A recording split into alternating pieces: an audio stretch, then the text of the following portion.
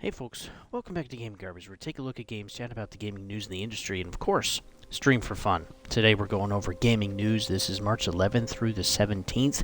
Don't forget too, if you're watching this on YouTube, you can go ahead and put the play speed to 1.25 times, speed it up a little bit. I know that always helps me with some of the videos that I'm listening to. I listen to quite a few while I'm at work. And so today we're going to be going over another game studio that's closing. Now, I haven't really seen this one much in the news, which is kind of a bummer. It's not huge, but still, it's going to affect a few things. Also, we're getting another gaming movie.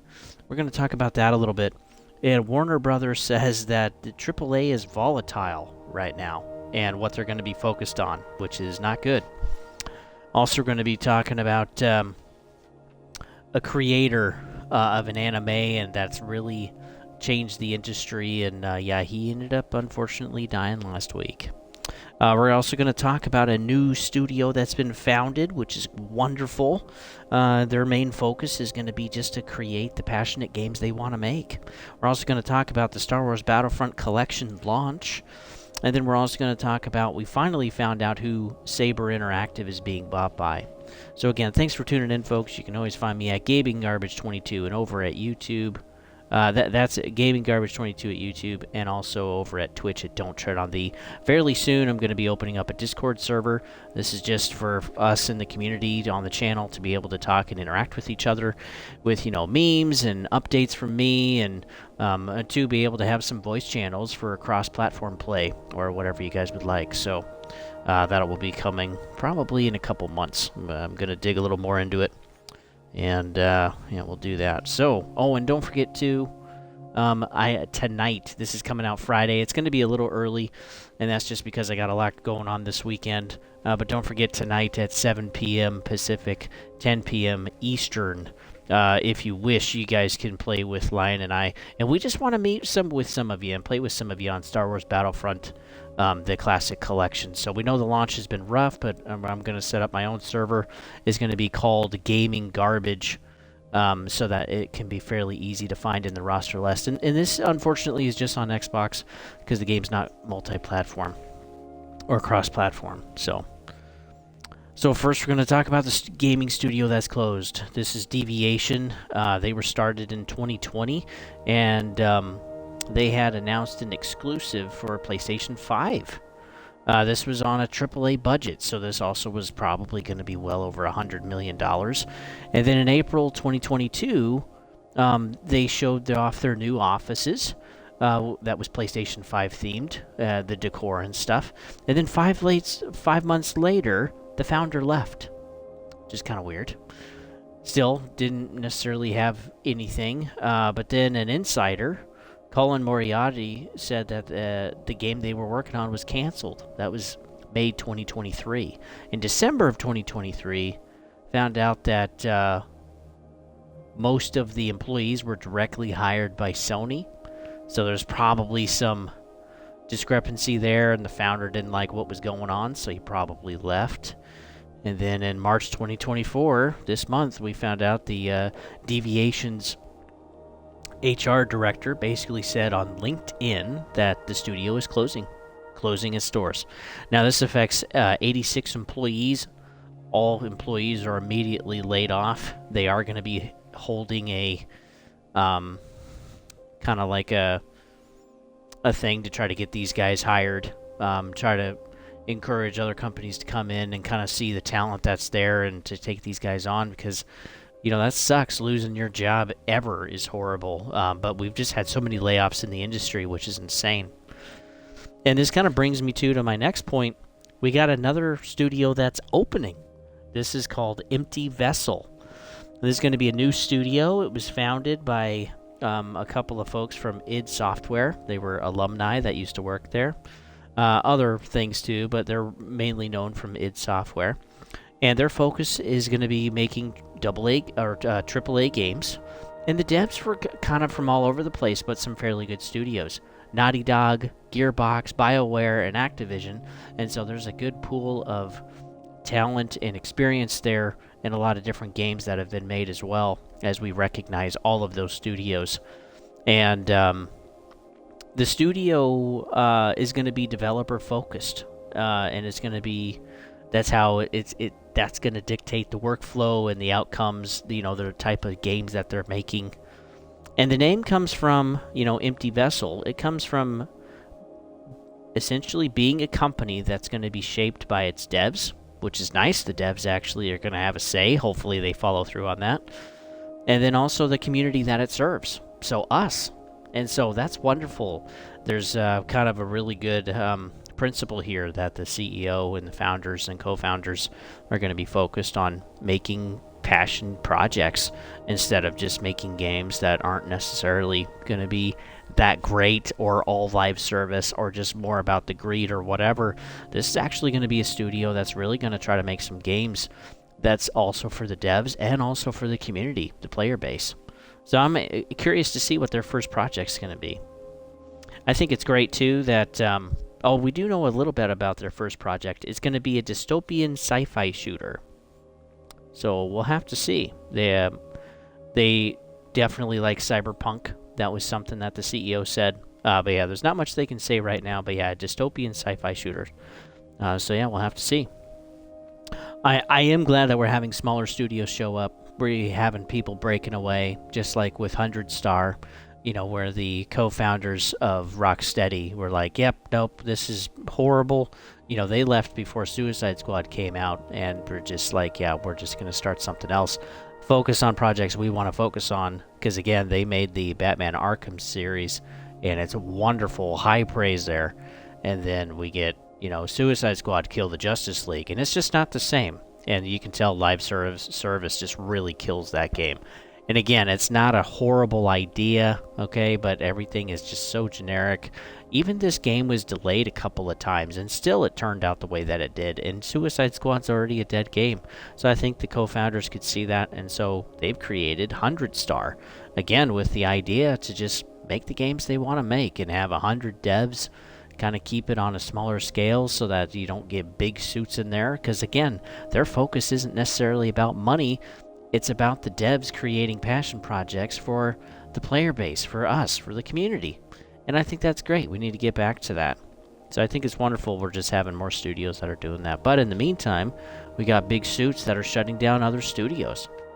So, I mean, yeah, this is going to be a volatile time in the gaming market, I think, for the next few years. Because, yeah, everybody's having trouble. But it's also cropping up other new studios like 100 Star and Empty Vessel. That's wonderful. Next, let's see. A Watch Dogs movie? So this was kind of surprising when I came across this. I know it's a movie. We don't usually talk about other types of media here, but this is game related. And so it got me curious. It's like, how common is gaming movies and TV shows? Because we've had a lot of announcements lately. So we've had The Last of Us.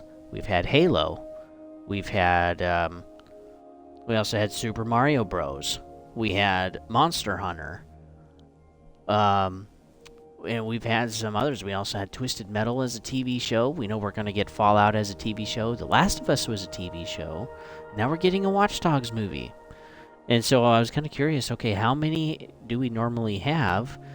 Well, let's take a look at games first. And so then it was like, well, okay, games are kind of slowing down, at least from Ubisoft. So we take a look at 2020. Ubisoft released Division 2. Crew 2, Watch Dogs Legion, Valhalla, Siege, and Phoenix Rising all in the same year, which is wild. That's a ton. 2021 was Far Cry 6 and Riders Republic. Pretty light. 2022 was Extraction. That was it. And I am excluding the mobile games and that ones that aren't big, but and Extraction didn't do that well, and neither did Far Cry 6 or Riders Republic. 2023 was Crew Motorfest, Assassin's Creed Mirage, and Avatar. All of those actually did fairly well. And then 2024 is Prince of Persia Lost Crown, which is a type of game we did not ask for. Skull and Bones did not do well, is not doing well. It's a dying game as well. 2. How many times can I say as well? Anyway. And then we're waiting on Star Wars Outlaws, which you guys voted for the launch game this year. Again, you guys get to vote for that every January. Be sure to look out for it next year. And yeah, I'll be playing that basically at launch.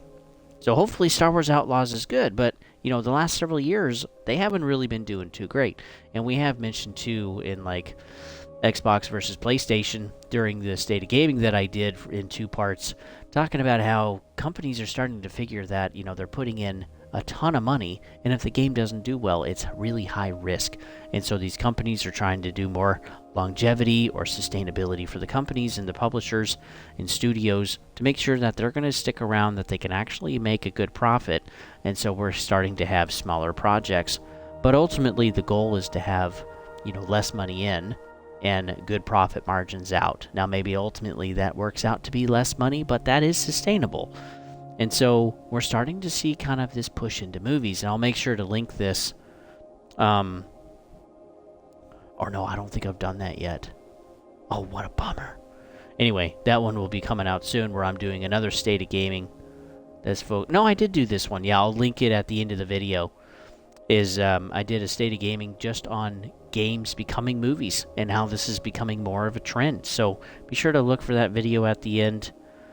But yeah, it's just now we're getting a Watch Dogs movie. It's like, why? We've already had quite a few.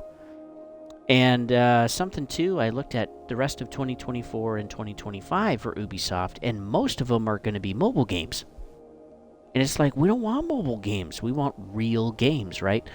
And it's not that I hate some of these movies. I mean, some of them I do, but it's not the fact that they're a movie. But I would rather just play a game.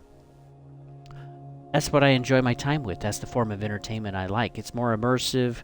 It's more enjoyable. I get something out of it. It engages my emotions better. And a lot of TV shows and movies are pretty predictable anymore. And sometimes the trailers tell you all you need to know, kind of like Madam Web. That was supposed to be kind of like a kickoff movie for more stuff in the Marvel Universe. And just a brutal flippin' movie. I mean, some of the CGI is really bad. Some of the scenes that they take in the trailer from that movie are just kind of corny. Yeah, if you're paying attention, it's just really bad. If you haven't seen the trailer, go ahead. But Madam Web is like the worst movie box office ever in Marvel history. And so, good job, Madam Web. That movie is totally dead, along with those actors, probably, for the most part. But it seems like there's just more of a focus of shows and movies instead of games. And again, I think it's less risky in the end. Again, don't forget to watch that video of that State of Gaming of games becoming movies. But yeah, it's just interesting. We're getting a Watch Dog movie now. And there's a lot of them that are actually coming out. And so yeah, I just think that's interesting. And it's probably not going to be good. Most of these aren't good. Next is Warner Brothers. They're saying that AAA is volatile. And now they're wishing to focus on live service and free-to-play mobile games. Serious? They just released Suicide Squad, and that totally bombed. And they're like, hey, let's do more. Unbelievable. I can't even wrap my head around that. And on top of that, they've had Batman Arkham Knights. Okay, that was a really successful game. They also had Hogwarts Legacy, which was also extremely successful last year. That made $1 billion in revenue, folks. And Suicide Squad is going to be a huge monumental flop. They're not making their money back on that. And they want to do more live service and mobile games. Again, 2024, 2025 for Ubisoft is more mobile stuff too. So the companies are kind of shifting that way. Smaller projects, less money in, hopefully more profit out, or at least better margins out. But, I do not want it to go this way. I just want them to make the games that we want. Again, they're not getting it, folks. They're not getting it. So, honestly, if you're able, just withhold your money from these companies, okay? EA, Square Enix, Activision, Blizzard, Ubisoft. I mean, these companies are freaking frustrating. They aren't getting it. We don't want the live service stuff. We don't want the mobile stuff. We want good games like Red Dead Redemption, Metal Gear Solid, the Final Fantasies, the Ratchet and Clanks. We want the Elder Scrolls games, okay? BioShock. We want these kind of games to be staples and to come back. And even like Elden Ring and Baldur's Gate 3 and Hogwarts Legacy, those have been wonderful. Those have been wonderful games. And we want good remakes like Dead Space. Okay? Not like collections like Metal Gear Solid. But they are not understanding this. So let's dig into this a little more. So yeah, they're they're not wanting to go in Batman Arkham Knight or Hogwarts Legacy. So this makes me kind of think it's like, okay, we kind of know there's Hogwarts Legacy 2 kind of in the works, another Harry Potter game, and does that mean it's going to be a live service game? Does that mean it's going to be a mobile game? This is getting me worried, folks. It's like they are not listening, so we need to continue to bunker down and during this recession where times are hard, the layoffs are proof of that. It's time to continue to tighten down the bolts, because this is getting to be bullshit, if I can say it as flatly as I can. It is just brutal, so keep waiting for after launch. Okay, some people are quite excited they did that with the Star Wars Battlefront Classic Collection. Again, it's launched pretty horribly. People have waited too with Helldivers, with all the issues that it was having as well, and now we're seeing those numbers spike up as they're fixing their game. But yeah, wait for after launch. Don't pre-order stuff, okay? Get them a little worried, just like Square Enix was with Final Fantasy 16. Refrain from the microtransactions, okay? Just focus on a few that you really want. But if you can skip it all together, I would rather have good, engaging game mechanics and story and character development in my games, like God of War, for example, than just, another skin that I'm not going to be able to transfer to the next game. But yeah, they are still pushing this type of stuff. One thing that's good, at least Sony has figured it out, that they've delayed 6 out of their 12 live service games. So they've at least delayed those. And they've also delayed Marathon, and they've also delayed the final shape for Destiny 2 twice in a row. But again, it's like we're still getting Suicide Squad, we're still getting Skull and Bones. And, even though some of these games are successful, it's like it's not enough money. And we really need to start buckling down on this, folks. We really do. So share this video, share the content, because that is the big thing about this channel, okay? The gaming garbage that we have in our industry. It is time to take out the trash. Honestly, if you don't want this type of stuff, I'd go with Nintendo, or more or less go also too with Xbox. Usually they stay away from these live services and these mobile games. Now we know Microsoft is going to dig pretty heavily into mobile, because now they have King. And they've said that they're going to create a store, that they're going to create more mobile games. They're going to try to get into that market because, again, money. But hopefully they're good. Hopefully they're not microtransaction garbage, but I'm not holding my breath. But at least with Nintendo, they've been actually pretty pure for the most part. But with Xbox, we haven't had too many live service games. If you want to name a few that we've kind of had, it's been Sea of Thieves, Halo Infinite, and Minecraft. But a lot of their projects, it's story-driven, character-focused games, which is great. And even with like Sony's exclusive through Arrowhead of Helldivers 2, that's technically a live service game, but the game works. The game plays well. Okay, they've been fixing it. They've been working on bugs, balancing issues, server problems. It's wonderful. They've been fixing that pretty quickly. But too, the game mechanics are fun. It works on creating cohesion for the players, and it makes players want to come back. It's great. Just like Palworld for a while. Like, that blew up to over 2 million concurrent players, which is insane. And, they made like over $500 million on that game. Pocket Pair did. So congratulations to them. But, yeah, the companies, they aren't getting it yet, folks. They aren't getting it. And what I'm ultimately afraid of is, like, companies like Warner Brothers and Square Enix and EA, is they're ultimately going to be like, well, we don't have to worry about the player base anymore. We can just make the game for the whales that spend all of this money. Thousands, tens of thousands, hundreds of thousands of dollars. Like Monopoly Go is a mobile game, and that made over $1 billion in 8 months. That's crazy. That's flipping crazy, folks. Or maybe it's about a year.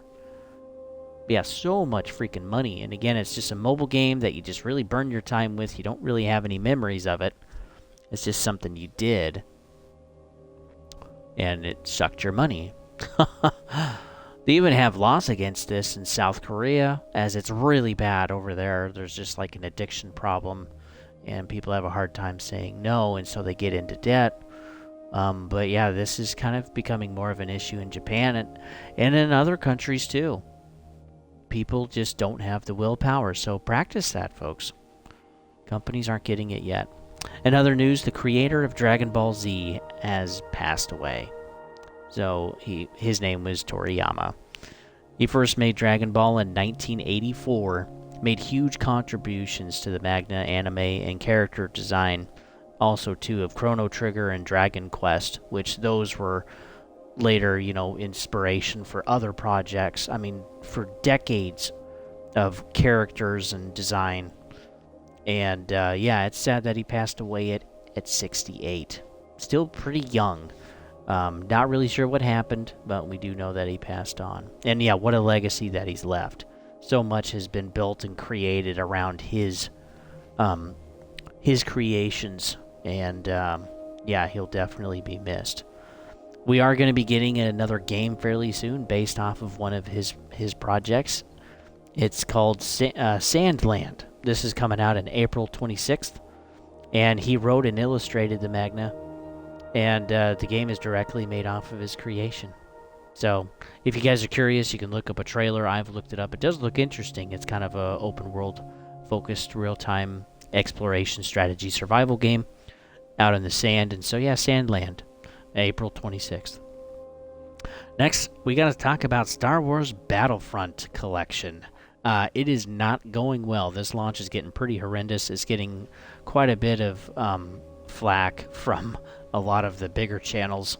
Though I will say, though, so far, a lot of these channels have actually been PC oriented. And so most of the time, PCs do not go very well. I've had my own experience with it, but hey, let's go ahead and get into this. So the biggest thing, the servers launched horribly, really bad. They're unstable. They had crazy ping of like 100 plus. These were even the dedicated servers. And then there were very few dedicated servers to begin with. So I don't know which platform it was. But, at launch, there were 3 dedicated servers for thousands of people, which is crazy. I mean, I don't know what they were thinking. I don't know exactly who's running it. Again, this was all made by Aspire, but they are a part of Embracer Group. So I don't know exactly who is running the servers, but nowhere near enough servers. Now, what is cool in the game is that you can actually start your own server. That's a non-dedicated. But again, it's all going to be based off of the host's internet connection, and that can be honestly pretty crappy too. But no matter what, even with my connection hosting one, my ping was still insane, and no one ended up joining my game in like 45 minutes, even though there were people playing. And more were coming on. I could tell by how high the ping was getting. Literally in 30 minutes, the ping went from about 110 to over 200 ping, which was crazy on just all of the servers. Some were even getting close to 300 ping, which is... who's seen that? 200 ping, that's just flipping wild. So again, it's on, Aspire, Embracer Group side with their servers. They're just not running good. Your connection could be wonderful, and it just didn't matter. So a lot of people were losing their game. They couldn't even get in. They were disconnecting.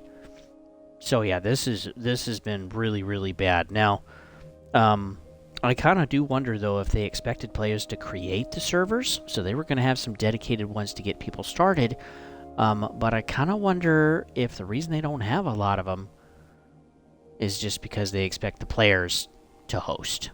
Which would be interesting. So we still use the infrastructure that they have, but we kind of like run a digital server for players to jump into and connect with.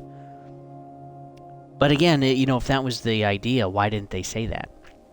It's just kind of weird. So yeah, many are trying to play, and there's just too few, and the servers are crashing like crazy. And something about servers, folks, is that the ping actually has a spike every time people are trying to join it. And so, again, maybe your game's going great and you're playing, and then suddenly it crashes. That's because so many people are trying to jump in, and it just overloads the server and it crashes. So yeah, very frustrating for a lot of people. People were saying, too, some other issues, that matches were too fast, especially with players in them. Is that they'd have anywhere from matches that were like 2 to 3 minutes. and that was it. Or they could get their hero, like in Battlefront 2, but that would be, really, really quick. They'd get, 30 seconds, maybe 60 seconds, and that was it. And so the servers or the games are going way too fast. Now, NPC matches seem to be at a good pace, like what we remember. But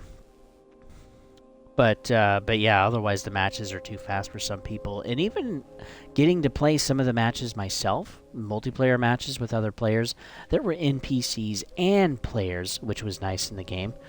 But yeah, they were very, very fast. We were just tearing through the tickets, even though there were 200 tickets. I honestly think there needs to be more like 500 tickets with how fast some of these games are going. But even then, that's going to be a fast game. And one thing that I saw, taking a look at the player list or the rosters, is that one side would have a ton of players and NPCs, and the other side would almost have nobody. So very rarely were teams actually balanced like they're supposed to be. So the matchmaking isn't working good either. There's something screwed up with that, which is a real bummer. Also with, 100 plus, 200 plus ping, there's lag issues. So players were having trouble too, trying to hit each other, and so you just mag dumping in front of each other, trying to just get one kill with 2 mags, which is insane. And the aiming feels off too. It doesn't quite feel the same. And there's some other mechanics in the game that are different as well. So like not being able to throw your grenade as far, even though your NPCs can, which is kind of frustrating. So for those of us that have played, it's like, oh, hey, I can kind of throw this far and whatever. Well, it doesn't feel that way anymore. You actually kind of like shorthand it. So it's like, eh. So you just kind of throw it and it goes somewhere. And even aiming up, it doesn't really go that far, which that kind of feels more like a bug than anything else. And then something else too is like the, the heavy weapons, the bazookas and stuff, the anti-armor stuff.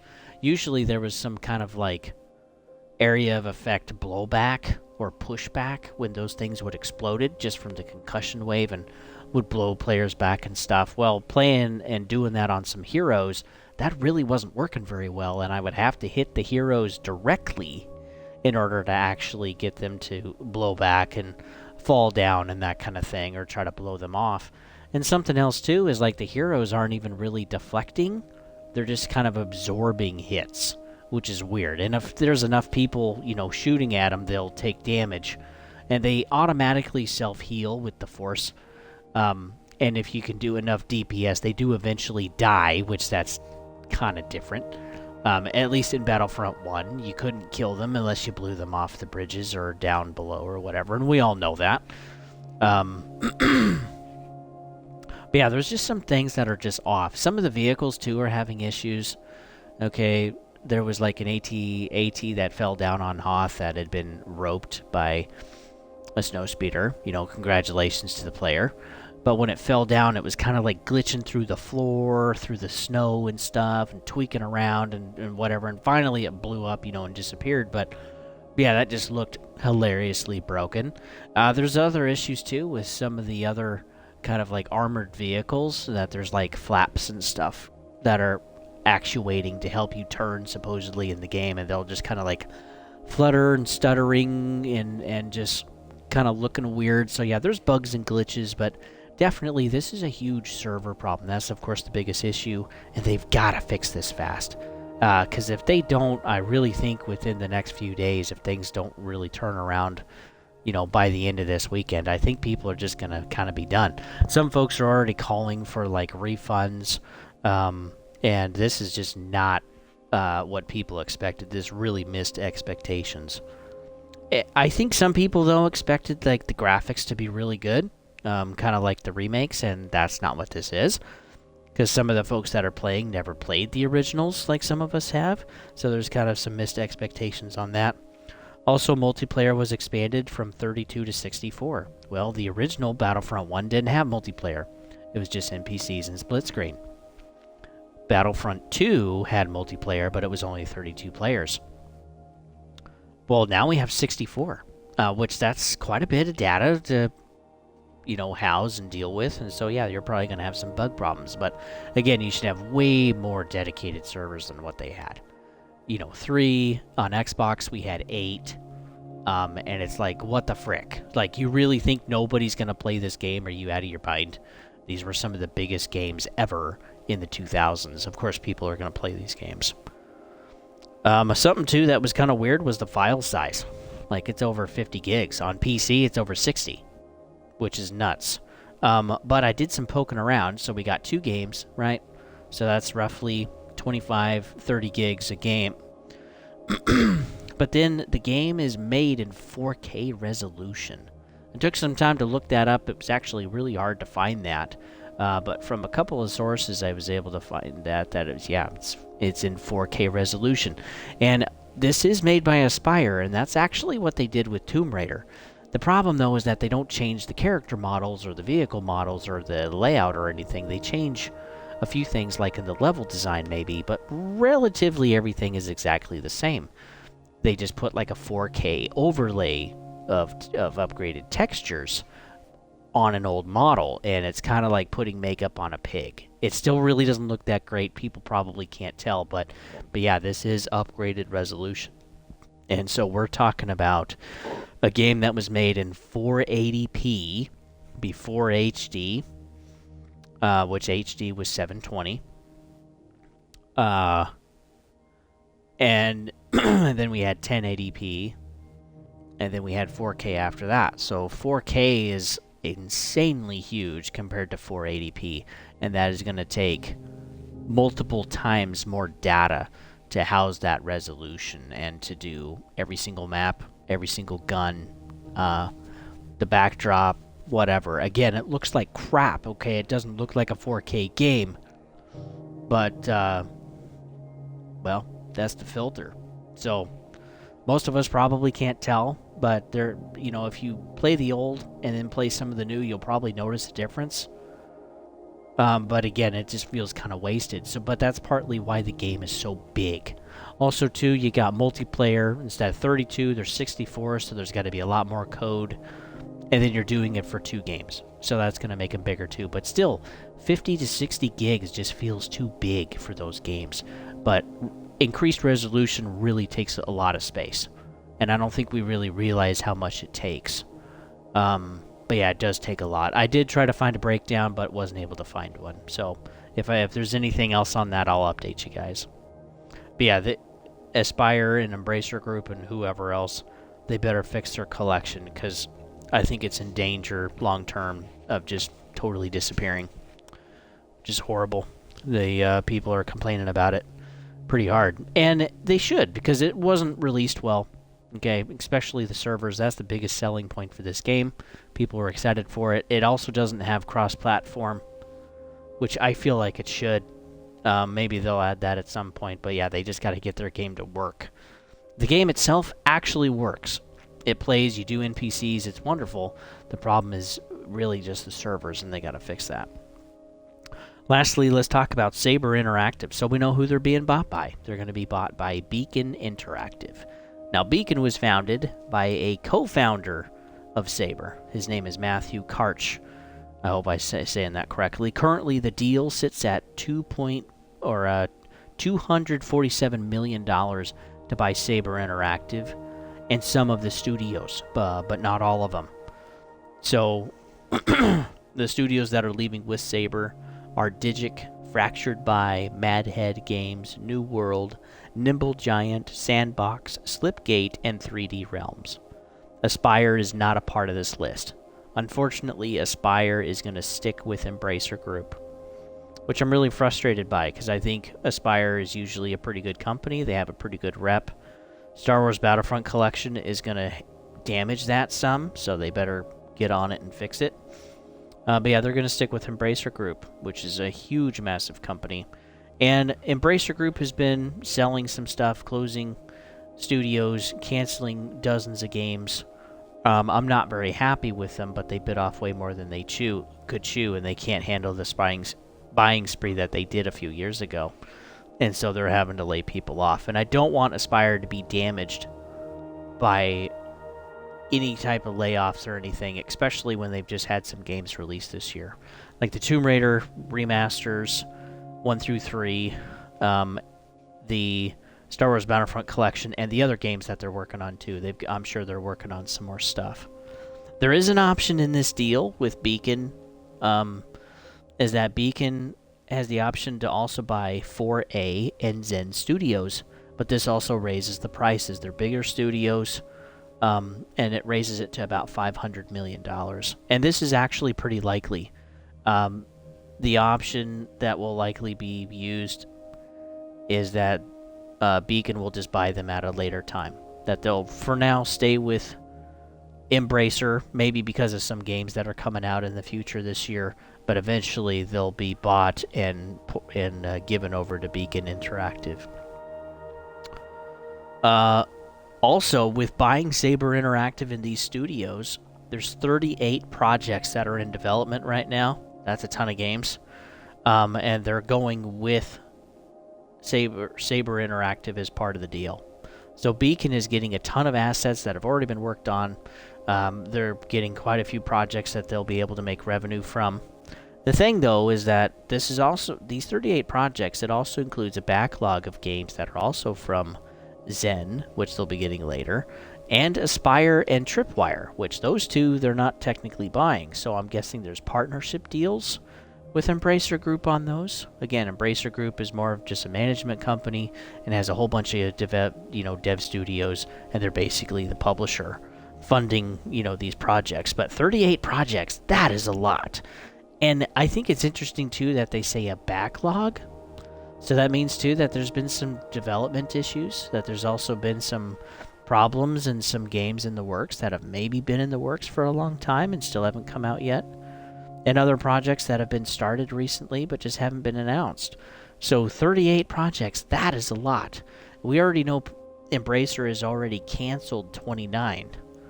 And now we're going to get 38. Their Beacon is going to get 38 on top of that. So pretty interested. Pretty interesting. I'm curious what they are. I am curious if one of them is KOTOR Remake. That was, again, announced in 2022. That was a Sony thing, and now Sony has stepped away. It sounds like Embracer Group is also going to let that game go, as that was under Saber Interactive. Yeah, we'll have to see. I don't know. There's still maybe some hope for KOTOR Remake, and God, I hope it's good. Because if they screw the pooch on that, I think some people are just going to be done with Star Wars games. Because they're they want more than just Jedi Survivor, you know what I mean? So anyway, that's all I got for the news. Thanks for tuning in. Man, yeah, there was a bunch to deal with. I know this is early, so whatever happens during the weekend is just going to be ported over to next week. You can always stay tuned for that. Also, there's plenty of content I do off the cuff, taking a look at Game Pass over a 14-month period, where you guys vote every single week. And I'll be doing off the cuff pretty soon. We'll see what game that is. I think it's number 442 is the game you guys voted for, which I'm not sure what that is yet, but you guys will know pretty shortly. Also, too, we do playthroughs. I'm going to continue on with Tomb Raider 2. Some of you guys really enjoyed Tomb Raider 1, which has been a blast just to play with you guys. And then Lion and I are going to play some Star Wars Battlefront. You guys are welcome to join us later today. Again, that's 7 p.m. Pacific, 10 p.m. Eastern. And yeah, if we get full, we're full. Won't be able to take any more, but hey, we're going to do max capacity, and hopefully you guys are going to join us. Again, this is going to be on Xbox, and this game is not cross-platform, unfortunately. Hopefully they add that in the future. So with that, folks, hopefully you guys are doing well. Enjoy the weekend. If you got to work like me, hey, power on through it. We do what we do for a reason, right, folks? And with that, folks, I'll see you on the next one.